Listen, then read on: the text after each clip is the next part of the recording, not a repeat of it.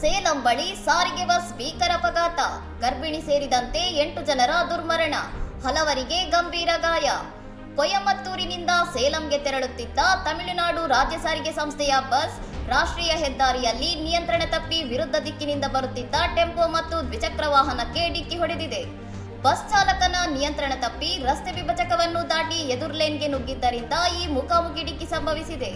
ಟೆಂಪೋದಲ್ಲಿದ್ದ 6 ಜನರು ಹಾಗೂ ಬೈಕ್ನಲ್ಲಿದ್ದ 2 ಸ್ಥಳದಲ್ಲೇ ಸಾವನ್ನಪ್ಪಿದ್ದಾರೆ.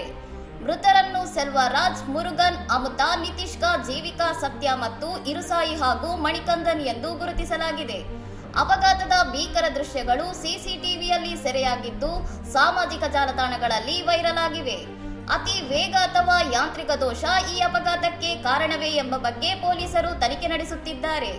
ಘಟನೆಗೆ ತೀವ್ರ ಸಂತಾಪ ಸೂಚಿಸಿರುವ ಎಐಎಡಿಎಂಕೆ ನಾಯಕ ಎಡಪ್ಪಾಡಿ ಪಳನಿಸ್ವಾಮಿ, ಸರ್ಕಾರಿ ಬಸ್ಸುಗಳ ಸರಿಯಾದ ನಿರ್ವಹಣೆ ಇಲ್ಲದಿರುವುದೇ ಇಂತಹ ಸರಣಿ ಅಪಘಾತಗಳಿಗೆ ಕಾರಣ ಎಂದು ಸರ್ಕಾರದ ವಿರುದ್ಧ ಆಕ್ರೋಶ ವ್ಯಕ್ತಪಡಿಸಿದ್ದಾರೆ.